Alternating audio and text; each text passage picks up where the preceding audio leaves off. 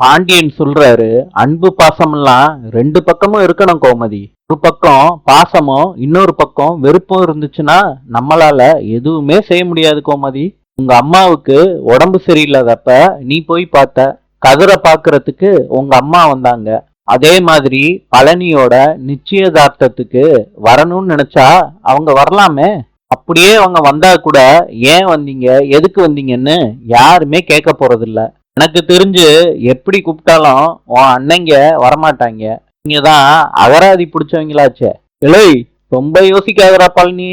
நிச்சயத்துக்கு உங்க அண்ணங்க வரலாட்டியும் கல்யாணத்துக்கு உங்க அண்ணங்கள வர வச்சு புடலாம்டா. இலை, வீம்புக்கும் வந்து நிக்கிற மாதிரி பண்ணி விட்டுருவோம்டா. இலை, நீ ஒண்ணு பண்ணுடா பழனி.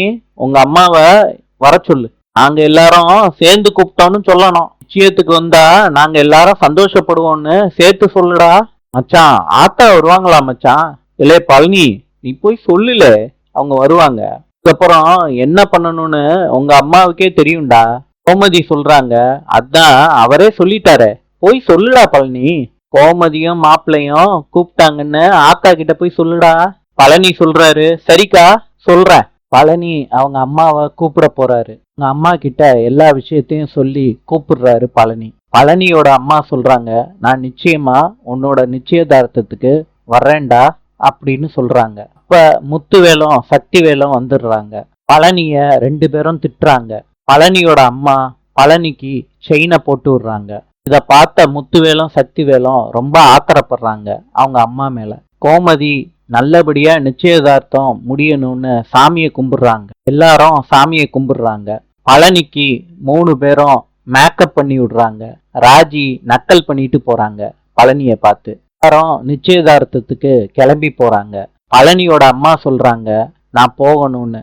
அதுக்கு முத்துவேலும் சக்திவேலும், நாங்க போக கூடாதுன்னு சொல்லிட்டா போக கூடாதுமா நீங்க. நான் பழனியோட நிச்சயதார்த்தத்துக்கு போயே தீர்வேண்டான்னு மாரியையும் வடிவையும் கூட்டிக்கிட்டு பழனியோட அம்மா போறாங்க. இத முத்துவேலும் சக்திவேலும் பாக்குறாங்க, எதுவும் சொல்ல முடியாம. சக்திவேல் சொல்றாரு, என்னென்ன ஆத்தா போறேன்னு சொல்லுது, நீங்க பேசாம விட்டுட்டீங்க. அதுக்கு முத்துவேல் சொல்றாரு, நம்ம ஆத்தா போகட்டும், போய் அங்க என்ன நடக்குதுன்னு கண்ணால பாக்கட்டும். அப்பதான் நம்ம ஆத்தாவுக்கு நம்மளோட அருமை என்னன்னு தெரியும். நாளை சந்திப்போம்.